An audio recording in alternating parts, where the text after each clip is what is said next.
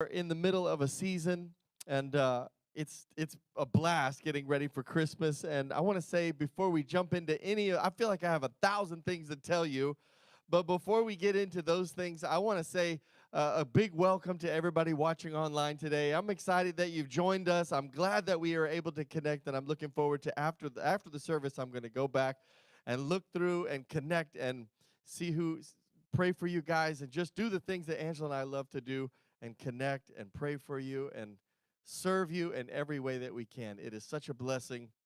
If you're here in the room, I'm also glad that you're here today, as usual.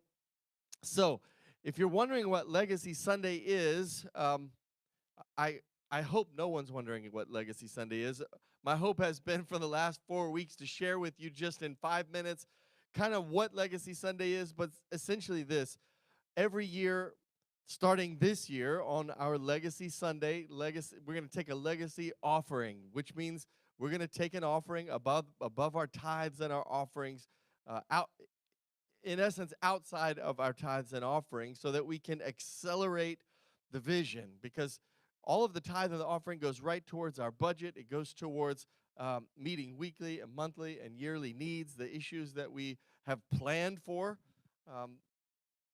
And as we look at the legacy offering, my hope is that it advances us. It puts us ahead. So I'm not going to take a big offering today. I'm just going to tell you the same thing I've told you for the last few weeks, and that is to just pray about it, and whatever you've decided to give, then that will be what you give. That's what Angela and I have prayed about, what we're going to give, how we're going to participate, and hopefully accelerate this church and accelerate the vision in a major way. So I'm thrilled that people have asked, what happens if I can't give today? Can I give later in the week? Of course. And you can certainly give towards the legacy offering. If you give online, there's a drop-down box where it usually says tithe or offering. There will be a box. One of the options will be legacy. So if you have an offering envelope today and you're giving with an offering envelope with a check, or right here in the room to put in the box, you can just write legacy right on there. So that is all I'll say for now. We're going to come back to it in a little bit and follow up with a few short things. But how many of you guys have freedom shirts on today? I love freedom. Every session of small groups, Angela and I we love freedom so much. We always are a part of freedom and the conference. And so to see so many people having gone through it, and some of you guys that went through it last time or one of the previous sessions, I love freedom. And listen, my hope for everybody that attends Relate, my hope for everybody who is a part of a small group, is that at some point you're making your way towards the Freedom Small Group. It's not one of those, well, you could do a workout group or a Bible study group, or you could do the child meetup where you get your kids together. What's that called? Play date. Okay, that's what they say. Get all your children together. Listen, freedom is not just another small group on the list. To me, freedom is the small group on the list.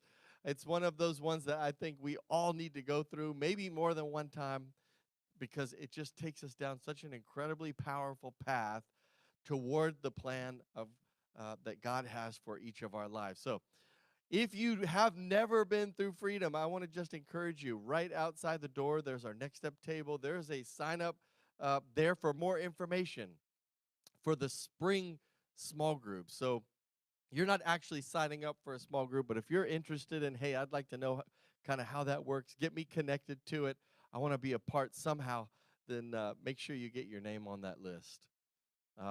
Couple more, just very quickly. Usually, we have church on Sunday mornings, right? But this year, as we approach the end of the year, there are 2 Sundays in particular that people have been asking about. So Christmas Day falls on a Sunday morning. Woohoo! Yes. We're going to move things around just a little bit so that you can spend Christmas Sunday morning with your family at home, doing your traditional thing. We are actually going to have a Saturday night Christmas Eve service in the park. It's going to be a really, really special time. We're going to be able to do some things that we've never been able to do because we're usually here in this rented room. But in the rented park or out in the park, we can do kind of whatever we want. So we're gonna have a good time in the park and just honor God on that Christmas Eve in a really, really special, touching, I think, way. And then on the 25th, there will be online service only. So we'll have a special online service streaming for you that we can all participate in. So I'm looking forward to it, and I'm encouraging everybody to just dive into those. Then, of course, we'll be back here for one service on New Year's Eve, on New Year's Day, on New Year's Day. So one service on New Year's Day, that'll be the 10:30 service. So I mainly have to tell you guys. I don't even have to tell that to the second service. Don't come to the first service, or you'll be helping us set up, which is fun too. First service is setup time, so or practice time. So if you want to make sure and come to the 10:30 service. So with that said, I want to bring a message today, and I want to talk a little. We're going to talk a little bit about the idea of legacy, and not just the offering. I want to talk about really what a legacy means. I want to talk about our gift to God, what we give God, what God expects from us. And I want to show you something in the Christmas story as we approach the Christmas season. And all of that is tied up in one direction, but I want to ask you one question, and that is very simply this. What can we give God? So if you ask yourself that question, what can I give God? It seems pretty straightforward, but when you actually think about it, God has everything. What does God need from me? What does God want from me? And what am I actually capable of giving him in return? So, the next thing I want us to think about is this. When I say the word legacy offering or legacy Sunday, or like, what does legacy mean? When you see that word written, what does that even mean to you? Well, okay, that's if I think about that before this service or before outside of the concept of God, I think about, okay, maybe sports. I think about maybe a presidential library, or I think about something, maybe a memorial or a statue or a plaque on a wall, or something that lasts for a long time, something that makes a difference, something that represents. But really, I think ultimately for all of us, when I think about what's my legacy, or if you ask yourself, like, what's your legacy? The question is pretty simple. What am I going to be remembered for? What is the mark that we're making on the world? As a family, what mark are you making? Maybe it's kids. Maybe it's the family that you're creating. Maybe you've invented something. Maybe you're trying to make a mark on the world. Maybe it's a business that you started. Maybe it's the work of your life. All of those things get caught up and packaged up in this question, what will I be remembered for? I want to read you Psalm chapter 112, verse 6 says this: those who are righteous will be remembered for how long? That changes things a little bit, right? That's more than just, I had a statue that stood because I lived a good life and people will remember me for a little while. But how long does a statue last? Not forever. But the Bible says that those who are righteous will be remembered forever. There's something that happens with our life that we are marking the world, marking the spirit, marking the space around us not because of our righteousness. So what do you want to be remembered for? What do you want your righteousness to look like? Because ultimately, and we talked about this yesterday at the Freedom Conference, all of us have to learn to live between the zeros, because when we're born, we have zero. And when we die, what do we have? But there's this space between the zeros that we can do something that will make a difference, make an impact, and make a change, or make a legacy that lives on beyond us. And if I'm righteous, and if I'm making a righteous legacy, and not just, hey, I lived my life for me and I did something big. There's a lot of people around the world who I could say, man, They lived a huge, they're world famous. But can the same be said for them, that their righteousness will be remembered forever? Sounds like this mic is changing. Can you change it back? So we all will lose. We all, in the end, we will all have zero. In the end, everybody dies. And that's a hard fact. That's hard to think about. But here's what I feel like. I feel like in our society, in our culture, we don't talk about how everybody dies enough. Because when we die, when I die, it should not be earth-shattering to everybody around me. We should be living for something beyond the zero. We should be living for something that is beyond just ending my life here. So watch this. Hebrews chapter 6, verse 10 says this: God is not unjust. He will not forget your work and what? The love that you've shown him as you have helped his people and continue to help them. Watch this. What's the thing that we do that makes a difference? It's that when we make a difference and when we love God and when we serve God, when we show God love, we're doing two things. We have helped his people. Notice it says when I leave this earth, I will have helped his people and continue to help them. How can I continue to help people after I've helped people? That's almost a catch-22, unless I've lived my life in a way that continues to help people. Unless I've left something in my place. I've created something. My righteousness didn't just exist when I was gone and then boom, it's gone, a vapor. I'm gone. My work is gone. My legacy is, no. If I can do something that will continue to be a legacy and live on and help people, then I've continued to serve God even after I'm gone from this world. So I don't want to take a really long time on this, but I want to show you guys some of the things that we do as a church. So I don't even have time to even if I spent all day, I couldn't show you all the things that we do. So I've tried to do something.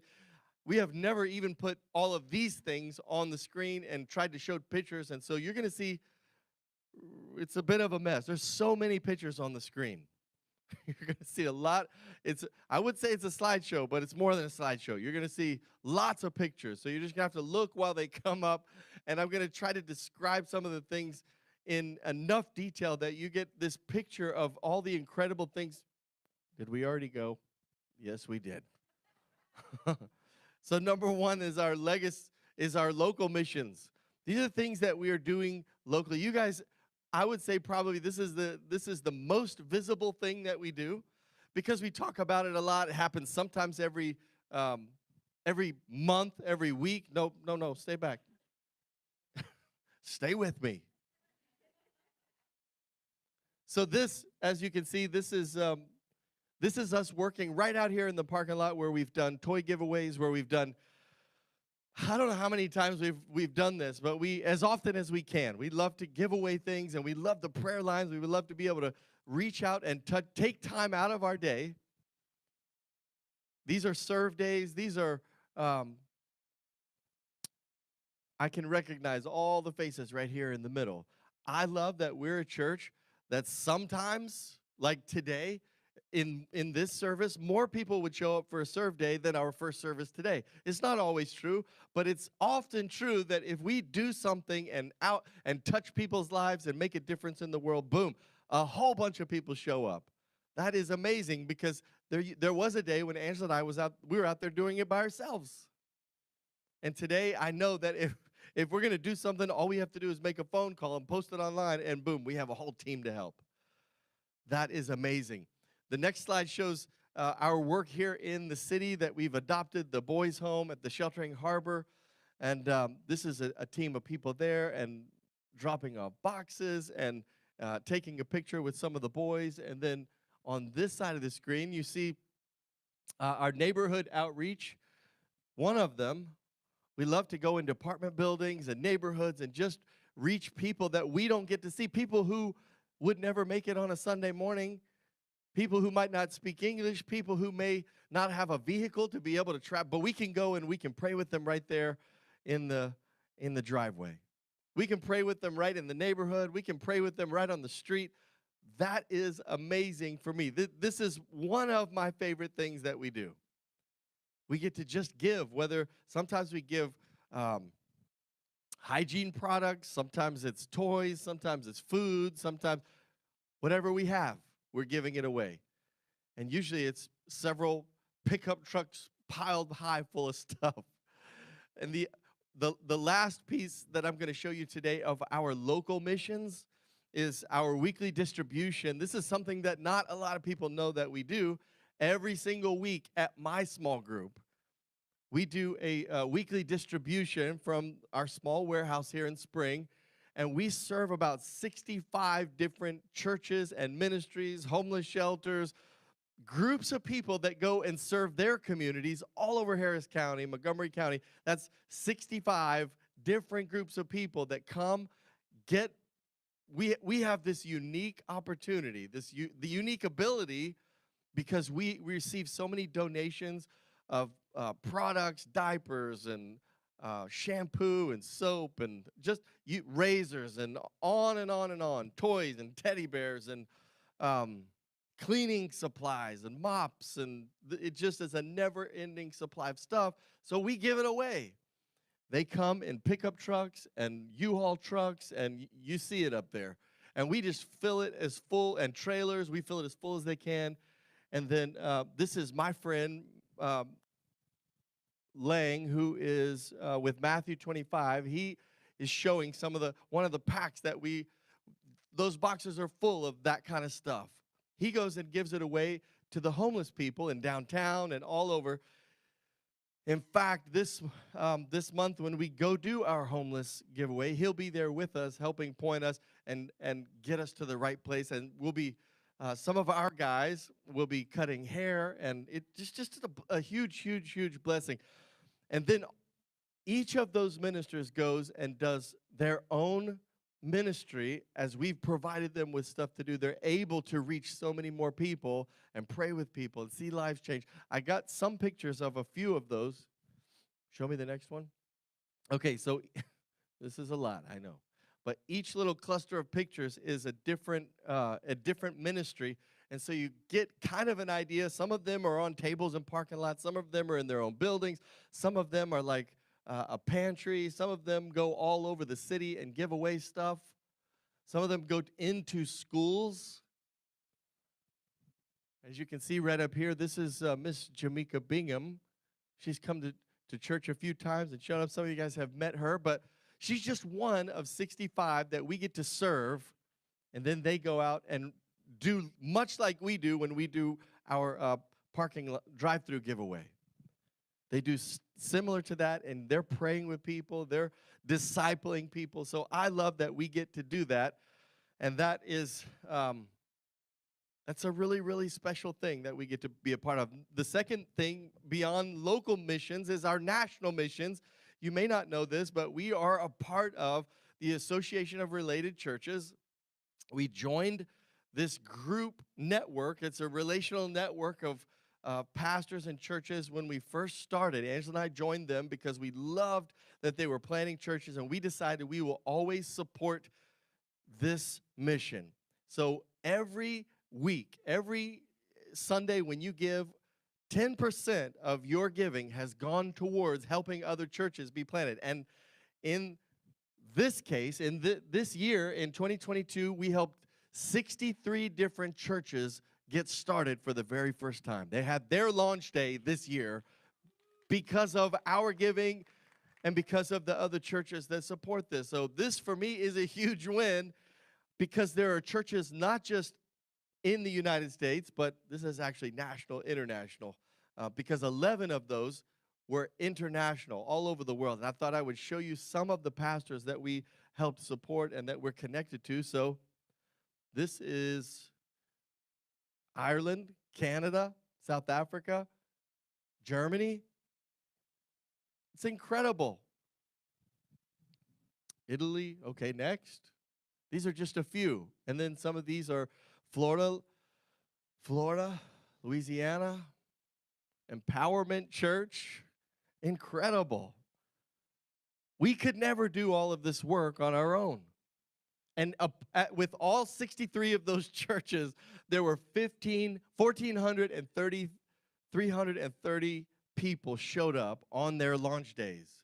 Just like us, we started and then we started building. So all of these combined, those 63 churches represent that many people that we touched.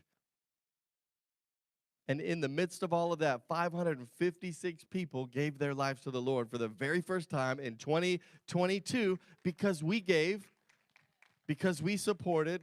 So not only are we doing things right here in our neighborhood, but we are reaching out to see that same imprint being made on cities all over the country, all over the world, and really quickly as I have time for, some of the international missions that we're a part of. Some of the things that we did this year, all of these pictures right here represent the work that we did and helped support at the border missions in Mexico and Moms Against Hunger. This is something that is very near to our hearts. So you can see clothing being given away. You can see food being prepared and served, and kids and families being served right on the border in Texas and Mexico. The next screen shows some of the relief efforts that we supported in the Ukraine.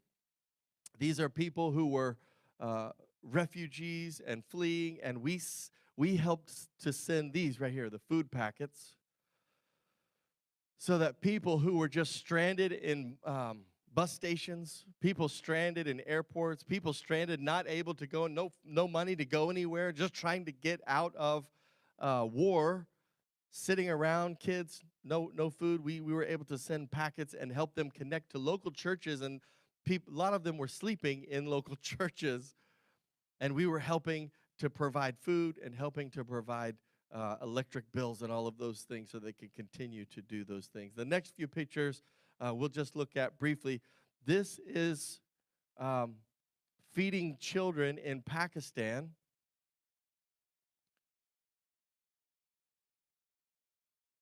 And a lot of these kids are forced laborers to build bricks. And there's not a lot that we can do about that. There's not a lot that we can do to change their life, because one of the things that we can do is make sure that they get solid meals, and they allow us to pray with them, and they allow us to teach the love of Jesus, because as long as we're not taking away the labor for those bricks, and we can't take, there's nothing we can do at this point to change that. But one thing we can do is we have bought our way into being able to teach them about Jesus by providing meals.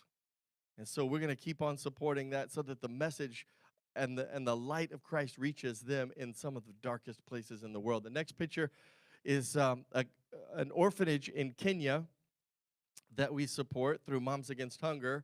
And so far, we have helped them to build we started to help them build a bathroom. They didn't have any types of bathrooms. They were using latrines, and it's a very rough place. You can see here, this is their schoolroom in the orphanage.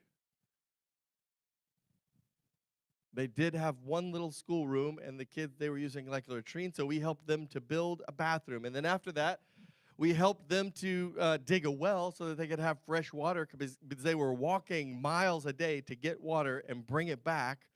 And then finally, most recently, over here on the side, we helped them to build this little kitchen.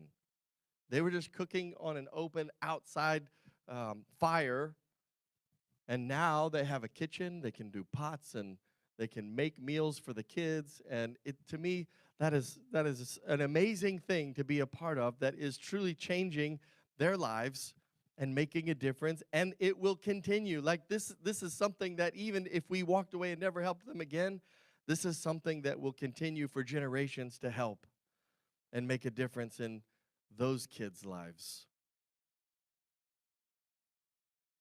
So here's the point in all of these things is, when all of us do a little, together we can do a lot.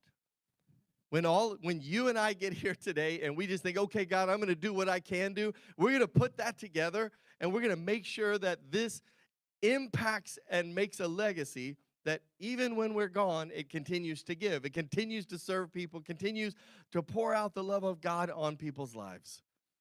And that's the story that keeps getting told. That's the legacy that we will leave. So this year, as we celebrate Christmas, Angela and I, every year we sit down and we decide how much, not only is our budget for Christmas, what's our budget to go through the holidays, but also we decide what are we going to do for the Lord. What's the gift that we are going to give to advance and accelerate the vision, to be able to, what gift can we bring to the Lord? And so that is my question for you. In the last 10 minutes that I have, I want to share and kind of answer that question. What can I give to God? What can I give to God? So how many of you guys have heard the story of the three wise men? Of course, the Magi, right? So I will tell you this, that the true story, the real story, is probably much different than the one that you remember, especially if you remember it as the three wise men, because it wasn't just three wise men.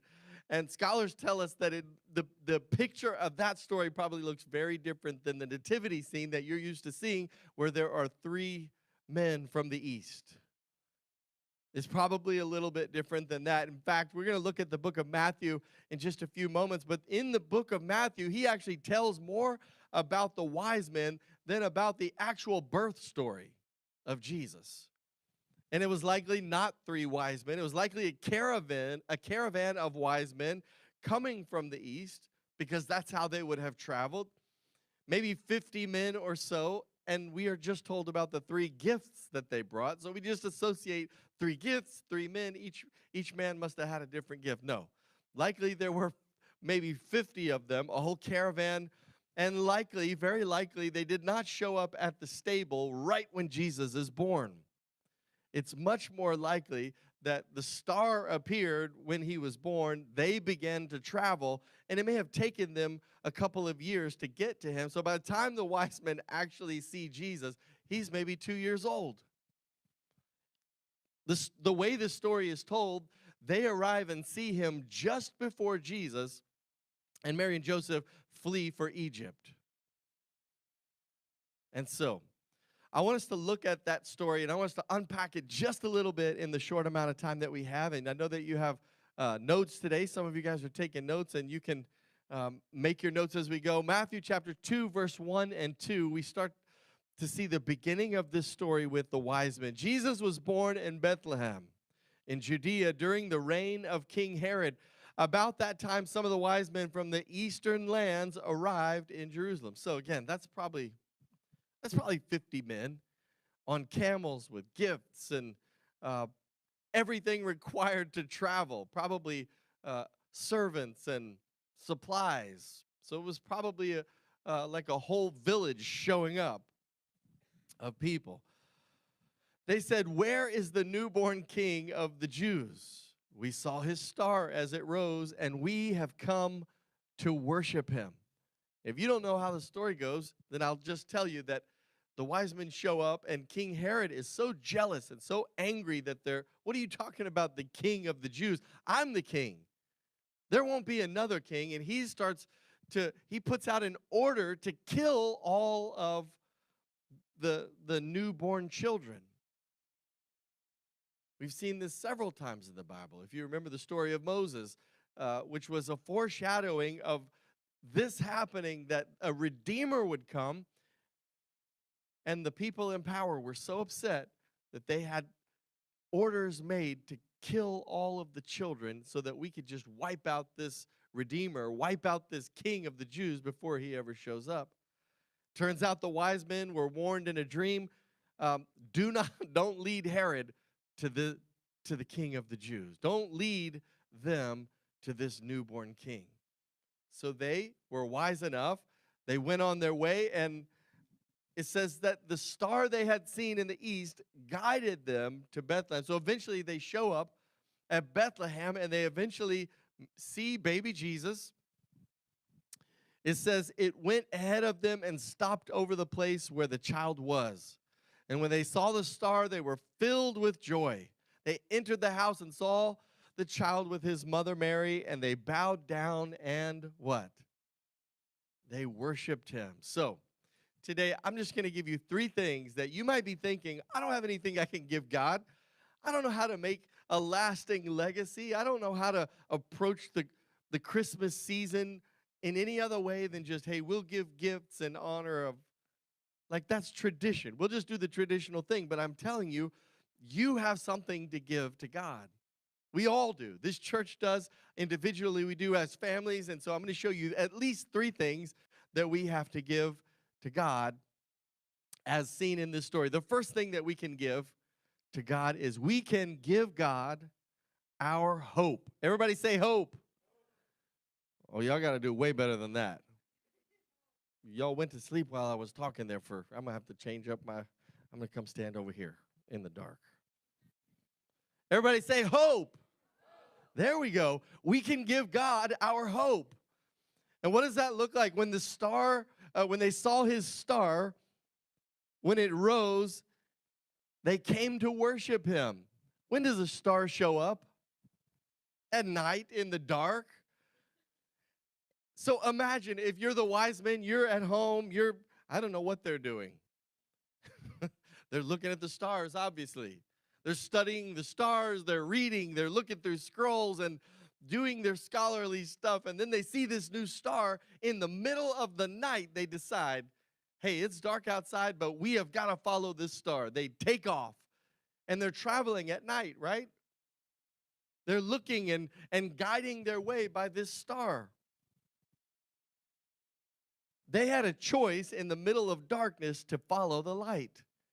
Each of us have that same choice, and that same choice is actually full of hope, because if they left thinking, well, this is a hopeless endeavor, we might find something. No, they packed up probably 50 men for a long journey, maybe years even,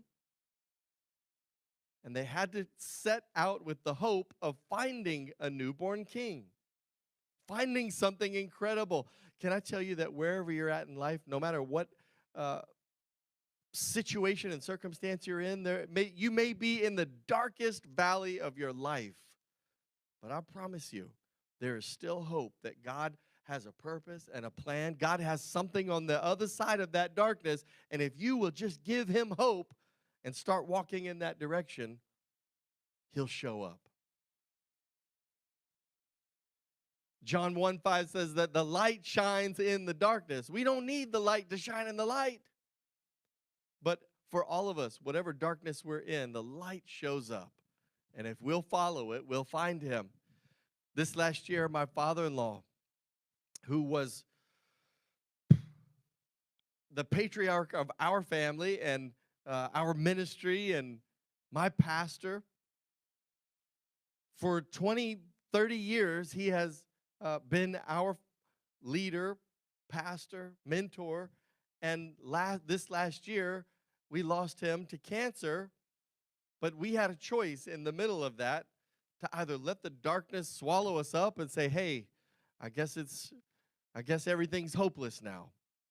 I guess God's not in control anymore. I guess things don't make any sense anymore. And it's in those moments where things aren't going our way and we've lost things that we care about desperately. It's almost like this. Picture this. It's like we're walking hand in hand with God if we're Christians, children of God. We're walking through life, and then things get really dark. How sad is it if we just let go of his hand? No, I can't do this. This is not what I bargained for. This is not what I prayed for. This is not what I hoped for. No, if we'll just hang on to his hand, he'll take us somewhere. But we have to continue to give him hope, to give our hope. Isaiah 49 says, those who hope in me will not be disappointed. When you hope in God, you will not be disappointed. Number 2, we can give God our fervent pursuit. So if the wise men left and went on this journey for 2 years, that's a long, long journey for something that, well, there's a star, maybe there's a newborn king. That's a long time to go.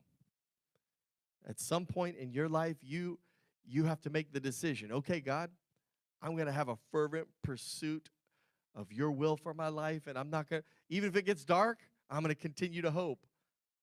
I'm going to give you everything I have. Watch this in John 4:23. It says, yet a time is coming and now has come when the true worshipers will worship the Father in spirit and in truth, for they are the kind of worshipers the Father seeks. Jeremiah 29:13 says, you'll seek me and find me when what? Read it out loud. Let's go. When you seek me.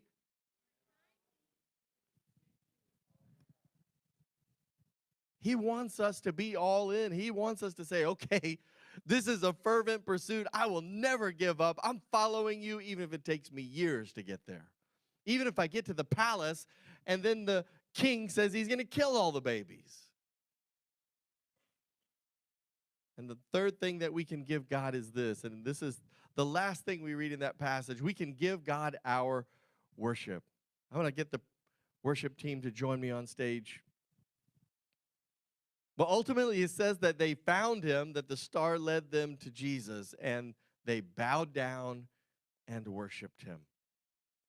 No matter what they had going on in their lives, this is what they had come for. They got down on their knees, they bowed down, and they worshiped. That's our reasonable service. That's what we're called to do. We're called to give our lives to bow down and worship him. So I think more than anything in this season that we're going into, December, Christmas is here, the year is almost over, but for the next few weeks we'll celebrate, and Santa Claus and Christmas lights and hot chocolate and 1,000 other things. But can we make sure that the legacy we leave is a legacy of worship? That we have come and we live to honor him. We live to worship him with our lives. Watch this. Mark 12:28 says, one of the teachers of the law came and heard them debating. Noticing that Jesus had given them a good answer, he said to them, of all the commandments, which is the most important? And so Jesus, even when he's teaching, he makes the same point. He said, the most important one is this. Hear, O Israel, the Lord our God, the Lord is one. Love the Lord your God with all your heart and all your soul, all your mind and all your strength. Guys, listen to me. He does not want passive worshipers. He doesn't want people living for him that are just like, yeah, I guess we're going to go to church this Sunday. We probably should go on Christmas Eve because, after all, it's Christmas Eve. It's kind of his birthday, right? If that's our tone going into the presence of God, I wonder what he thinks about that, because what he really wants from us, the gift he wants from all of us, is that we love him with all of our heart, all of our soul, all of our mind, and all of our strength. Today, I'm going to close. Whatever you decide to give this season, whether it's in the offering, whether it's in your life, your family, your service to the Lord, your worship to the Lord, whatever that looks like, I'm just challenging us to go higher. I'm just challenging us to take a look at our lives and say, God, I've left out this part of my life, and I'm not going to leave it out anymore. I'm going to pursue you with all I have. Pack it up, everything, and I'm yours, God. Because I think that's what he wants. That's not what I want. That's what he wants. So when I look at my life and I look at my kids and my wife and my family, my household, I take an inventory and I just decide, okay, where can I give God more? Where can I reach for that all? Everybody say all. How can I find all that I have and give it to him? Because he's already given me all. Can we pray today and just commit all to the Lord? Dear God, we are so thankful. We're humbled by the faithfulness that you've given us. We're humbled by the gift of life that you just presented us. You went through everything you went through, and then you just handed it to us and said, anyone who wants it, for all who would receive it. And so today, God, we love that we get to celebrate and worship in your house. Help us to see in ourselves the all that you want from us. Help us to give our hope this season. Hope for other people, hope for our own lives, hope for what you want to do in our country. Let us not lose hope, God. Just let us follow you, even in the darkest night, and give you everything that we have. In Jesus' name. Today, as we close, for those online, for those in the room, if you have never accepted that free gift of life, if you've never accepted that free gift of salvation and redemption, he bought and paid for our freedom. That's why I love freedom so much, because it's free, because it's already been paid for. If you've never received that free gift, today's the day. We can say a prayer of commitment and surrender to the Lord, and as the moment that I empty myself and say, okay, God, I'm done with my way. I want to go your way now. The moment we make that decision, from that moment on, he steps in. He begins to inhabit our praises and our lives, and he begins to walk with us and lead us, fill us with his spirit. Something incredible happens. I'd love for us to say that prayer today, and someone will start that journey. Would you just bow your head right where you are, every eye closed? If that's you today and you're ready to start that journey and surrender your life to him, would you say these words out loud? Would you just say, Dear Heavenly Father, thank you. Thank you for giving me the free gift of life. Today I surrender my life to you. I surrender control to you. Come into my life and save me. Forgive me of my sin. Make me whole. Put your spirit in me, and I'll follow you. I'll follow you. In Jesus' name, amen. Amen. I'm happy that you said that prayer today. Pastor Susan's going to come, and we're going to worship with the closing of this service. But I just want to encourage you with this. I love you, and I'm so excited about the season that we're in and where we're